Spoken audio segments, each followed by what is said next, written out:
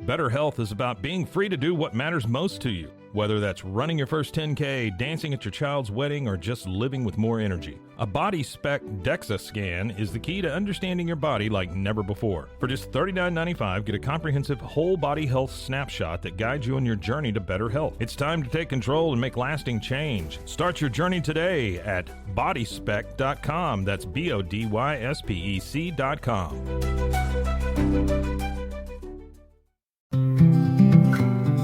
Are you ready to take control of your health? At 4U Health, we believe wellness and lab testing should be accessible, inclusive, and yes, fun. With our tech-powered at-home lab test, you save time and money while feeling your best. Say goodbye to long waits and office visits. Check your health on your own terms with 4U Health. Visit 4uhealth.com today and free yourself from traditional medicine. That's the number 4uhealth.com. Hey there. Thanks so much for tuning in to Season 3. Did you know that Final Days on Earth can be found on iHeartRadio or the iHeartRadio app? Check it out today. And now for this week's show. When Michelle married Greg Williams, she was 39 years old. If you ask Michelle, she'd say she finally found her soulmate. But Greg's family has a different opinion. She played every bit of the perfect stepmom when they first initially got married. Always about show. She fooled a lot of people. Michelle is a born-again Christian, and she's very much a God-fearing woman. Michelle Williams, I consider to be the devil. Who is the real Michelle Williams? Let's find out together.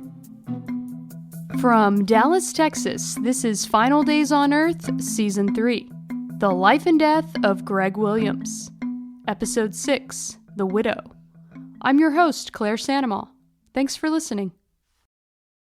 When Greg Williams got together with Michelle, they had both already been married twice. But while Greg stayed in touch with people from earlier in his life, Michelle's circle of friends and family were harder to track down. Seems like she moved around a whole lot, and you know, I didn't know anything about her whenever she came around. Nothing at all. That's Greg's sister, who, as you know, is also named Michelle. She and Greg had been close since childhood and still spent a lot of time together. She was quickly introduced to Michelle Williams and understandably curious about her brother's new love interest. When she first came around, she didn't have family or anybody. There was no one to give her any personal references. That was a red flag, but one that could have been overlooked had Michelle not supplied a few more. Tell me about the first time you met Michelle. She comes to the door and she's wearing this freaking tie-up half shirt, you know, and serving apple martinis in her high heels and Daisy Duke shorts. That's quite the image. Michelle and Greg had met online, but not in a traditional dating setting. They had actually met in a Yahoo chat room for BDSM, bondage, domination, sadism, and masochism. I don't try to judge anybody, you know, but you could just tell she was just not a good person. Greg was open about his sexual fetishes, and he didn't just keep it confined to the internet. Greg visited BDSM clubs in the Dallas area and even planned his first date with Michelle at one of these clubs. While they were at this club or whatever, that she went down on him, went under the table. Oh my goodness. That's wild. Yeah. The club. I know you know about all the club. You did your homework on that. Right. Not only was Greg a patron at S&M clubs, he wanted to start his own. My brother wanted to build a club that catered to people in a certain lifestyle. It has no bearing what he did in his personal life, because trust me when I say I didn't want to know. Right. I didn't want to know. Could have done without knowing a few things. I'm sure. What were you thinking when you found out that, you know, your brother was not just dating this woman, but they were going to get married? Oh, I wasn't happy about it at all. I mean, I had it written on the calendar. I wrote wedding from hell. He was just try and start trouble as much as she could. She would freaking try and make you question details of everything that somebody else told you and this and that. She definitely sounds really manipulative. Yeah. She would basically go in there and try and plant seeds in a person's head, you know. And then every once in a while, I'd fall for it. One of those seeds was deeply rooted and close to home. She tried to convince Michelle Fletcher that her husband Bryn, who was British, had only married her to immigrate to the United States. She'd freaking use that bullshit to taunt me, you know, like Bryn and I were just a freaking arrangement, you know, like there was nothing to our marriage, that it was a joke. And this is her bullshit she was doing. I mean, from the get-go, she's never been nice at all. She convinced my brother that he tried to kill himself, and because I was an unreasonable person. Oh my goodness. Yeah, she twisted that around. She actually started feuds between my brother and I over Bryn. When Bryn was found in his car, dead from an apparent gunshot wound to the head, his death was ruled a suicide. As we discussed in episode 4, that remains largely contested by his family. Michelle Williams swooped in immediately to take control at the time. Even having Bryn cremated before his actual wife, Michelle Fletcher, could see his body. And Greg's sister wasn't the only one who had strong feelings about his third wife, Michelle. Here again is Kathy Williams. Took an instant dislike to her. There was just something about her aura that was just ugly. Everybody thought it was just I was being a jealous ex-wife.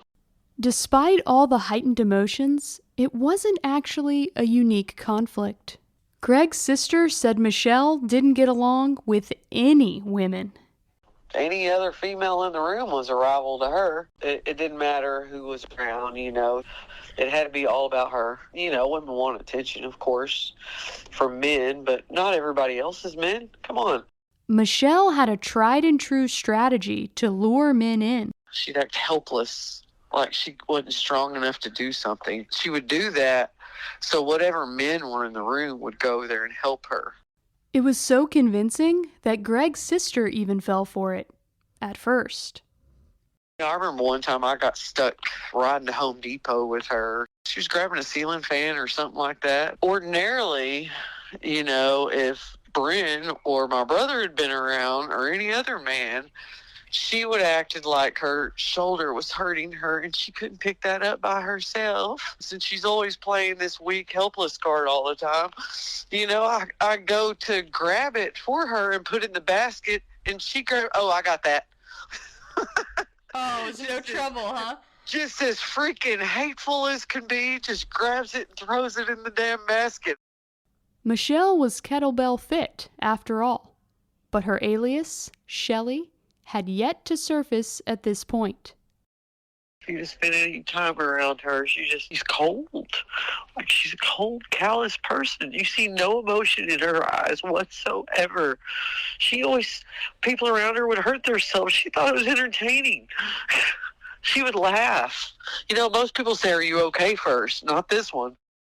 Despite all the troubling behavior Michelle had displayed over the years, the fact that she was capable of Greg's cold-blooded murder caught everyone by surprise. I couldn't believe that she could kill him like that. Like, I wasn't in shock that she did anything deceitful to him because I was expecting that. You know, I just knew it was a matter of time with her, but as far as killing him, I was in shock. To understand who Michelle Williams really is, it helps to go back to the very beginning. She grew up one of 4 children in Hurst, Texas, a suburb of Fort Worth. According to people who knew her back then, Michelle's mom wasn't very involved, and her dad was something of a small-town con artist. He allegedly made fake insurance claims and would try to finagle cash payments out of people by threatening to sue. The kind of guy who jumps in front of a car and says it's your fault for hitting him. Michelle, it appears, learned early on how to play fast and loose with the truth. For some reason, she's got this hold over men, and they believe her. And by the time she met Greg Williams, she'd already had a lot of practice in deception. Do you think Michelle Williams has other victims out there? I wouldn't doubt it. I mean, I honestly don't know why they call her a Black Widow unless they believe she'd killed more than one time anyway. I first discovered the case of Michelle Williams in 2013 when I was working at a daily news website called Culture Map Dallas. Michelle had already been arrested for Greg's murder and was out on bond.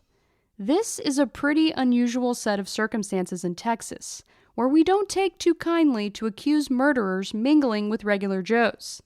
My curiosity was piqued. How had Michelle gotten so lucky to still be walking free? I wanted to learn as much about Michelle as possible, starting with her maiden name. I cracked my knuckles and pulled up the marriage license database. After locating Greg and Michelle's wedding certificate, I found the name Michelle O'Brien. I ran that through the database and found another marriage and the name Michelle Beal. Finally, I found her maiden name, Michelle Zahn. Now I knew Michelle had 4 names, 3 husbands, and a whole lot more questions than answers. The first one on my mind? Were these other husbands dead or alive?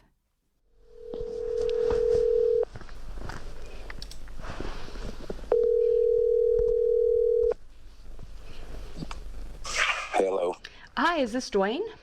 this is. When I first interviewed Dwayne Beal in 2013, Michelle was still out on bond for Greg's murder. And at that time, he didn't want me to use his real name. So in my reporting for Culture Map Dallas, I called him Brandon. Dwayne and Michelle were married for 7 years, but they knew each other a lot longer than that. Well, Michelle and I, we went to school together, so we kind of known each other our whole lives.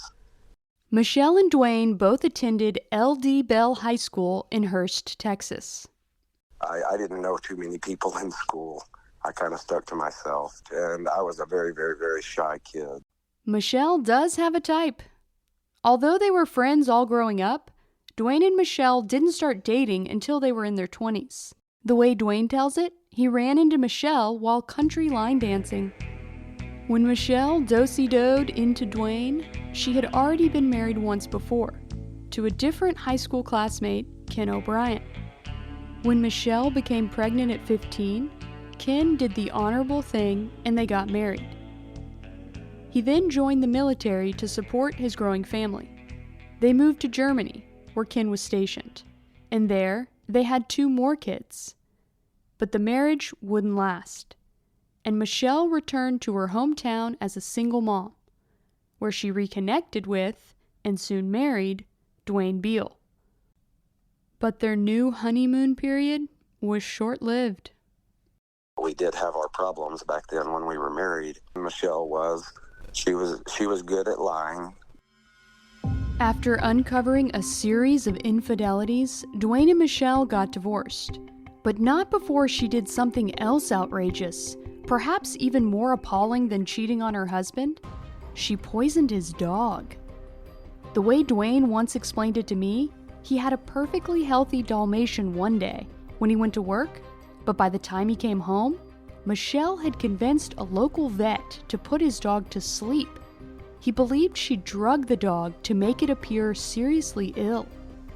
Even after everything that Michelle did to her stepdaughter Taylor, this piece of information took her by surprise. Like, it was a complete shock to me that she intentionally poisoned another man's dog just to put it down. Like, you have to be a special kind of sociopath to do something like that. And Michelle's lies weren't limited to her husband and the veterinarian. She got fired for embezzlement. Back when Michelle returned from Germany, she studied to become a dental assistant and got a job at a local dental office. After all, she had 3 mouths to feed. But shortly into her career, there were allegations. Michelle's career as a dental assistant was cut short by a serious theft investigation. This is Michelle's next husband, John Paul Ray. He was an office manager for a dentist in Dallas. Although wedding records don't exist for their relationship, they were common law married after living together for over 7 years. As you can already tell, the audio quality for his interview with police isn't great. In this next clip, John talks about how Michelle was the office manager for her dentist and that she made around $25 an hour as an assistant. He also said that a couple of times, Michelle helped him out with some dental work on the sly. She was making around $25 an hour, dental assisting. Did you ever visit her while she was working in Dallas at work? Well, I went out a couple times, I think, to get some dental impressions for me, to get like a dental tray.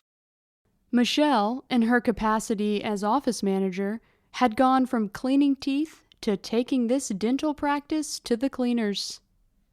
A letter came to the house that looked like it was an attorney's letter, and I'm sure I still have it. It looked like she was being charged for embezzlement from that dental company. According to documents I've seen, the amount of money missing was $30,000. John was puzzled by the letter, both because he hadn't suspected Michelle of any wrongdoing, but mostly because he and Michelle had since split up, and she had already moved in with who was to become her next husband, Greg Williams. I have no idea why it came to my house. I don't have a clue. It seemed like that was totally wrong for that to come to me. But it had her name on it and my name on it and my address. Although it had his name and address on it, the subpoena was strictly for Michelle. Michelle was in some real trouble, but Greg Williams rose to the occasion as her knight in shining armor. Greg had gotten an attorney to help her because she got fired from a dental assistant job for theft. And it was trying to be swept under the rug, but I think she took a plea deal on that. He paid the money back for it, if I remember right. And as everything you've told me about Greg, it sounds surprising that he would kind of bail her out of this theft case. Did that surprise you? She had some type of hold or some type, I don't know what it was, because you didn't make stupid decisions like that and do stupid things like that and still be part of his life, and then let alone run his company and have total control over all the finances. Yeah, those things don't really seem to go together, especially considering how smart everyone has said that Greg was and what a good businessman. But I guess love is blind sometimes. Yeah, and stupid. Hey, it's Claire Sanema, host of Final Days on Earth. Have you ever signed up for something and then totally forgotten about it? I just learned that 85% of people have at least one paid subscription going unused each month. Thanks to Rocket Money, I can see all my subscriptions in one place and cancel the ones I'm not using anymore. And now, I'm saving money. Rocket Money is a personal finance app that helps you find and cancel your unwanted subscriptions, monitors your spending, and helps lower your bills so you can grow your savings. Cancel your unwanted subscriptions and reach your financial goals faster with Rocket Money. Go to rocketmoney.com/finaldays today. That's rocketmoney.com/finaldays. rocketmoney.com/finaldays. BizChair.com, your one-stop shop for premium commercial furniture that blends quality with affordability. From ergonomic office chairs to durable restaurant seating, we cater to diverse industries including corporate, medical, hospitality, and education. With over 20 years of experience, we offer fast shipping, exceptional customer support, and furniture solutions that stand up to high-traffic environment. Elevate your space with BizChair's vast selection of stylish, reliable, and cost-effective furniture. Visit us today at BizChair.com to transform your business. While there's a lot that's unknown about the exact circumstances of Greg's death, One thing everyone can agree on is that he was not feeling well in the days leading up to the shooting.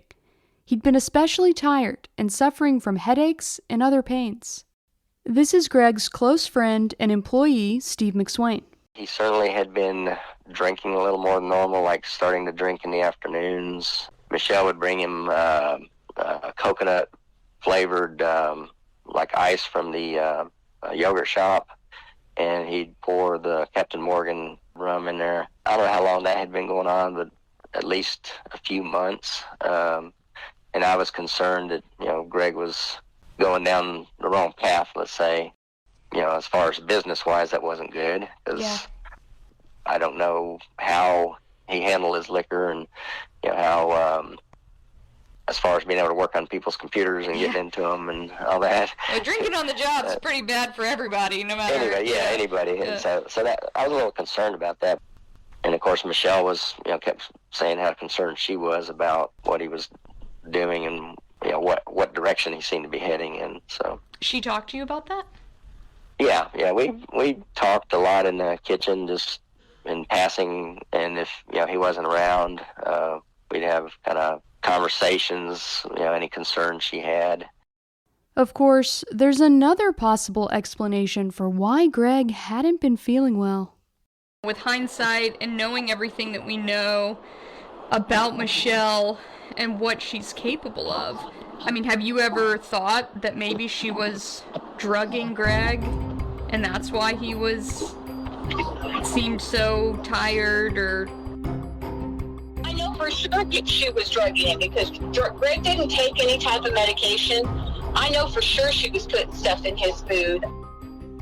Michelle did have a track record for poisoning her family members. There was Taylor's infamous chicken pot pie incident, the sudden fatal illness of her ex-husband's dog, plus all the examples of Michelle drugging herself and blaming Taylor.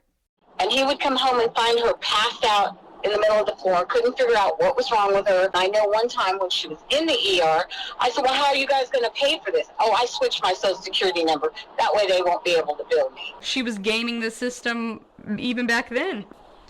I still have that paperwork if you want it somewhere. The ER wasn't the sole victim of Michelle's bill-dodging capabilities. I was somewhat blinded by really paying attention. That's John Paul Ray again, who we heard from earlier in this episode. He was the recipient of that embezzlement subpoena. John was yet another man caught in Michelle's web of lies for years.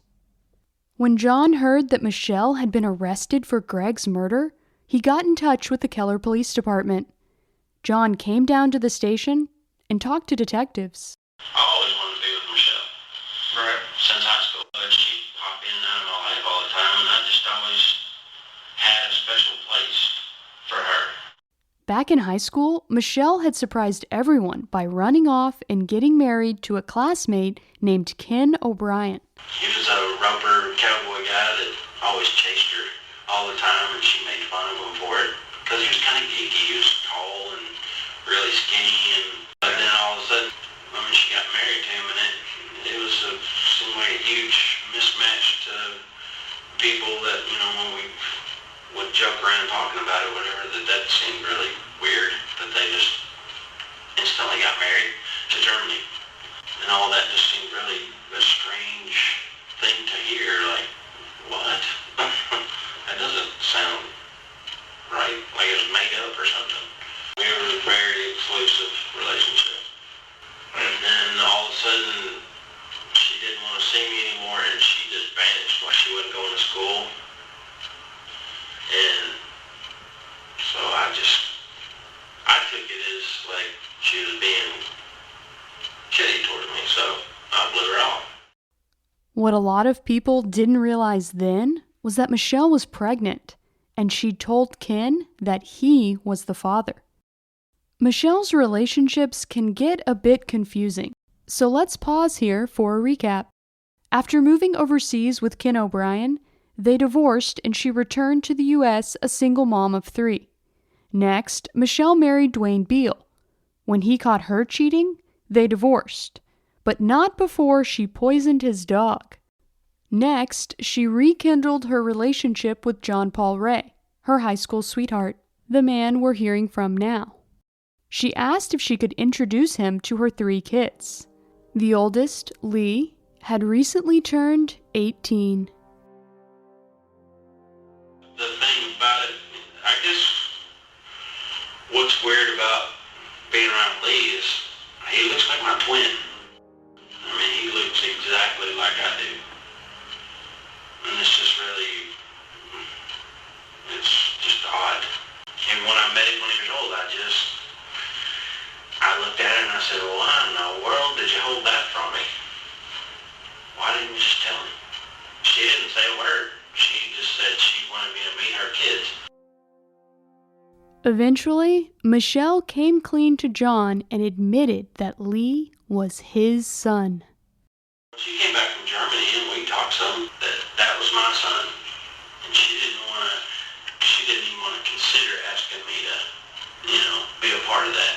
Because I was partying at that time in high school. So that she got with Ken and told him that Lee was his. I mean, she shared that with me many years later. But I mean, I don't know if she's being honest about it or if she was, I don't know about a lot of stuff she told me anymore. At this point in time, Ken O'Brien had paid child support for another man's son for 13 years. So he was pretty aggravated about that and wanted it back. Despite the fact that Michelle had once fled the country while secretly pregnant with John's son, the couple eventually reconciled. In fact, Michelle was living with John when she started dating Greg Williams. She had left me to be with Gregory, and she had found him through an internet site. John said that Michelle had started spending a lot of time on the internet, and he was getting suspicious. I knew her staying up on the internet, and when you go to the kitchen or something, she'd close everything down real quick or something. Around that same time, Michelle got a new job as a dental assistant in Dallas, and simultaneously started spending nights away from home, claiming she was staying with a friend who was going through a divorce.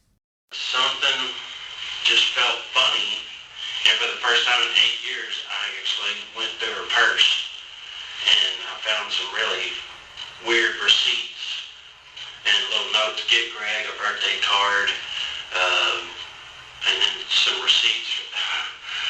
It sticks in my mind, a dog collar, cherries, and whipped cream.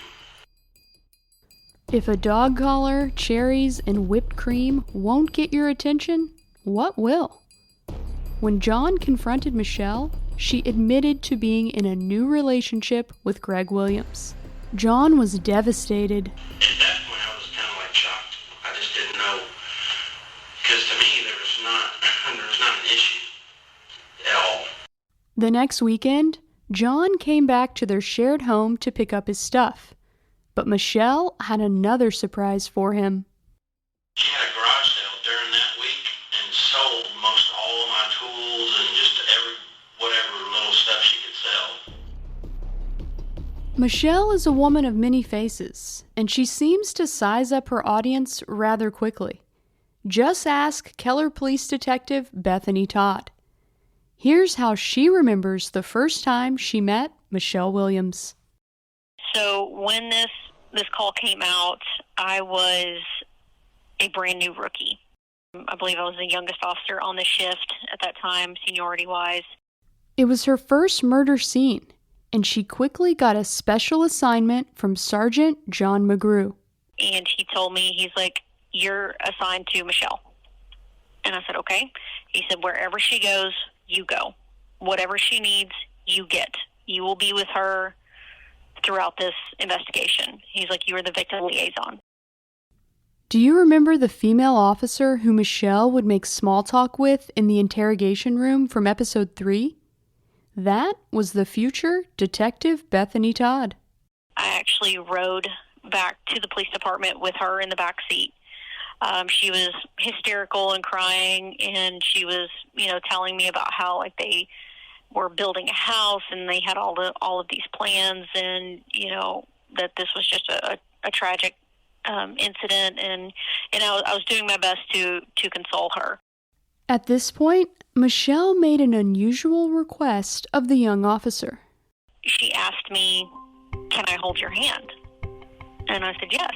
And I'm, again, just trying to do whatever I can. I don't know what's happening or, the details. So I held her hand. For hours afterward, the officer continued to console Michelle during her interview with Sergeant McGrew.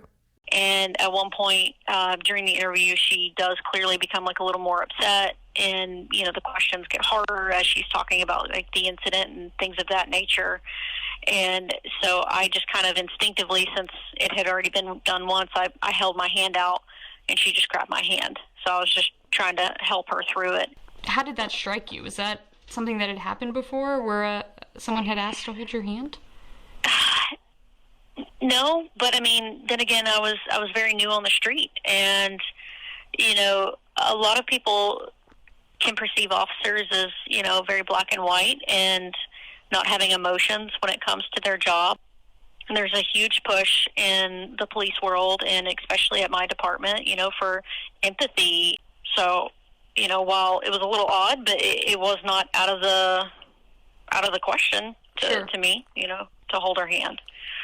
So, I did that. And did she seem genuinely traumatized to you? She seemed very upset. And I don't recall exactly. I just remember that there was crying. And I'll tell you, in the police world, there is a difference between, making all the sounds of crying and physically having tears. But, she did look upset, and I would say maybe a shocked type thing. After playing her part in the good cop, bad cop routine, it was time for the rookie officer to clock out. It was time to ask the hard questions, and it was time to press and do what needed to be done. Again, being a rookie, I didn't have a lot of experience in that. There's a time and place for everything, and so when I was asked to leave, I knew what was going on, and I did.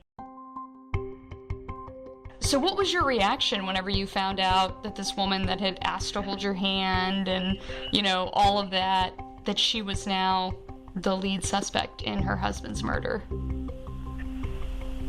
I felt disgusted. I felt, I guess, kind of used, in a sense, in the game.